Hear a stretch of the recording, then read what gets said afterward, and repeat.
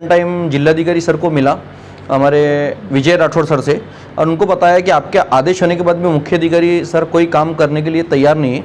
और आज हम देख रहे हैं कि कोरोना से अभी मुक्त हुआ हमारा देश, उसके बाद भी ये गंदगी के कारण जो बीमारियां फैलती है, तो उतना होने के जिलाधिकारी कार्यालय का आदेश होने के बाद, एसडीएम सर का आदेश होने के बाद भी नगर परिषद जालना ने कोई भी कार्रवाई नहीं करी।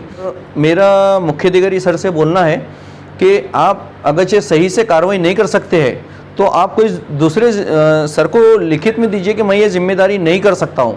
तो आज उनके वजह से जो बारिश में जो लोगों को तकलीफ का सामना होगा, उसके जिम्मेदार सिर्फ मुख्य अधिकारी जालना रहेंगे और नगर परिषद जालना रहेंगे। ये 129 जो बुक गायब है, तो जब 20-20, 25-25 लाख रुपया जब जमा होता है, अभी 129 बुक के अभी इन्होंने जैसे डिमार्ट हो गया, कपड़े की दुकान हो गई, 5-5 हज़ार रुपये, 20-20 हज़ार रुपये फाइन किया गया है। तो अभी इतना लाखों रुपया जो ये किसके पास है?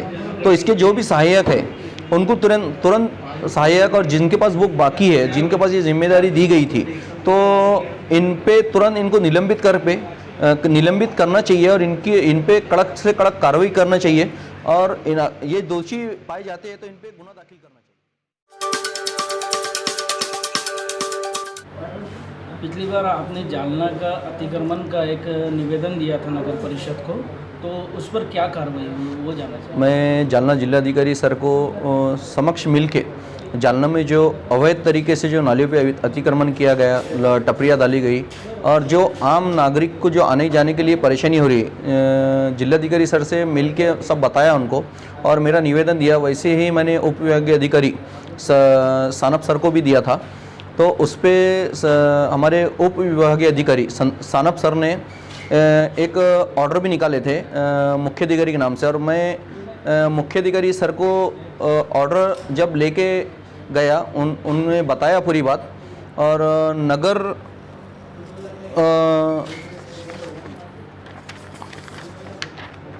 जिला प्रशासन अधिकारी नगर विकास शाखा ने भी 20/4 को जब ऑर्डर दिया मुख्य अधिकारी सर को, उस पर कोई भी कार्रवाई मुख्य अधिकारी जालना इन्होंने नहीं करने के बाद मैंने फिर सेकंड टाइम जिलाधिकारी सर को मिला हमारे विजय राठौड़ सर से और उनको बताया कि आपके आदेश होने के बाद भी मुख्य अधिकारी सर कोई काम करने के लिए तैयार नहीं है।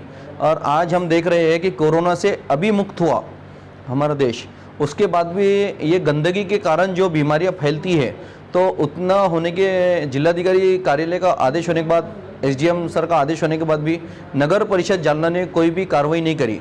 फिर हमारे एसडीएम सानप सर ने फिर एक ऑर्डर दिया मुख्य अधिकारी सर को कि इस पर तात्काल मतलब जो भी है कार्रवाई करना चाहिए। तो कल अतिक्रमण निकालने के लिए नगर परिषद के कुछ जवान और वहाँ के जो भी जिम्मेदार थे, 1-2 लोग आए और उन्होंने अतिक्रमण इस तरह से निकाला जैसे एक हल्के से कोई एक बोलते हैं ना फॉर्मेलिटी पूरी करना, बस उस तरीके से किया। और उनको जो एरिया का एप्लीकेशन में बताया गया था, जैसे भवानी नगर से जमील मौलाना का घर, आनंद स्वामी से शमशान भूमि, उर्दू स्कूल से दीपक हॉस्पिटल और बाजार चौकी से मिलन होटल, तो इन्होंने सिर्फ मिलन चौक के पास थोड़े 2-3 कुछ नान वाले थे, उनके जो भट्टियाँ थी बस उतनी निकाले।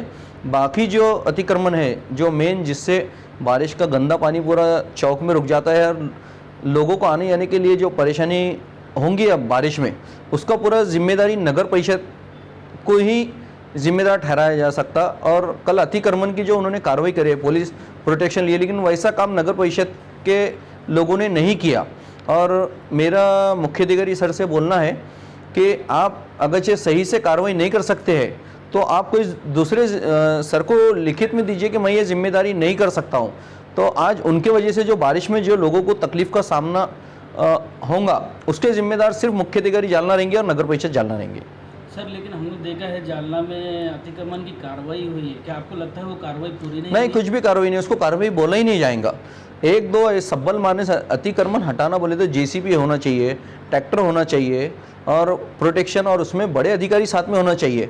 आज वहाँ देखे तो बड़े अधिकारी कोई भी साथ में नहीं थे और उसमें ना कोई ट्रैक्टर था ना कोई जेसीबी था, उसमें कोई भी अतिक्रमण की कार्रवाई इसको बोल ही नहीं सकते। अतिक्रमण हटा ही नहीं है वो लोगों ने, बिल्कुल खाली एक फॉर्मेलिटी करके चले गए बस। सर ये कार्रवाई पूरी क्यों नहीं हुई लगे, क्या इसके अंदर कोई रुकावट आई है? नहीं, रुकावट तो आएंगे ना। अब जो लोग मतलब गलत गंदगी चाहते हैं या कुछ हमारे मतलब शहर की तरक्की में रुकावट पैदा करना चाहते हैं तो वो तो विरोध करेंगे इसका। और आज जो भी लोग इसका विरोध कर रहे हैं तो ये समझ जाना कि वो हमारे शहर की तरक्की में रुकावट पैदा कर रहे हैं। और आज अतिक्रमण हटाना, आज जो जब नालियों पे अतिक्रमण रहेगा, नालियाँ पूरी पैक रहेंगी तो नाली सफाई कैसी होंगी?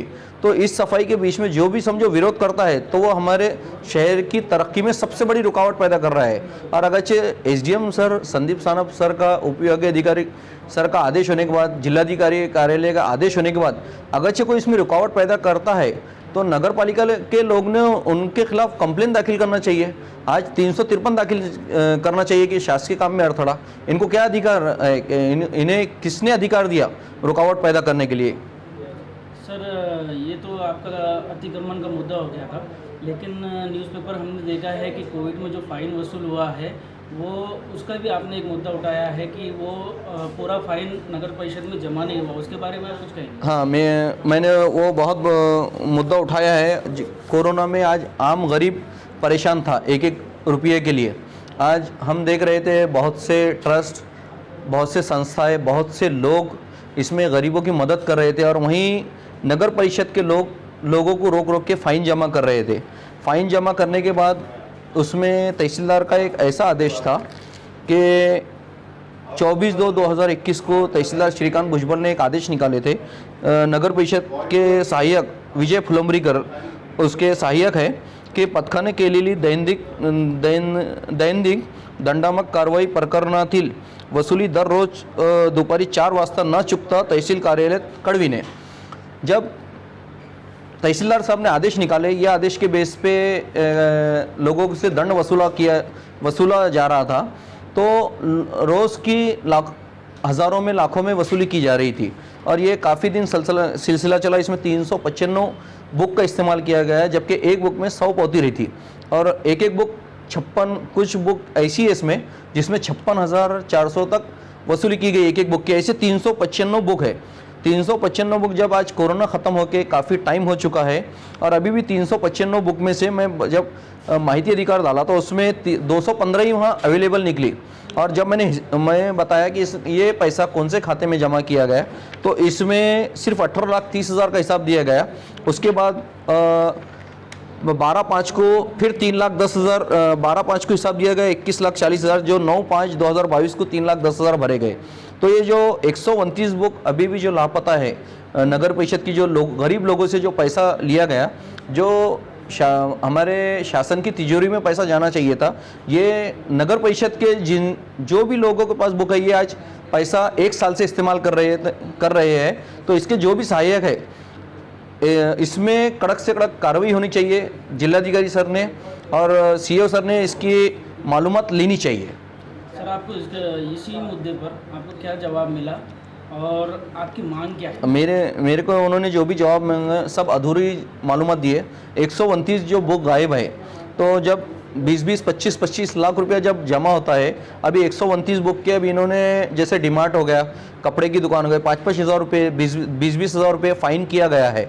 तो अभी इतना लाखों रुपया जो ये किसके पास है? तो इसके जो भी सहायक है उनको तुरंत सहायक और जिनके पास बुक बाकी है, जिनके पास ये जिम्मेदारी दी गई थी, तो इन पे तुरंत इनको निलंबित करना चाहिए और इन पे कड़क से कड़क कार्रवाई करना चाहिए और ये दोषी पाए जाते हैं तो इन पे गुना दाखिल करना चाहिए। आपका नाम बताइए sir. Saadbin Mubarak, anti corruption crime control committee, जिलाध्यक्ष जालना।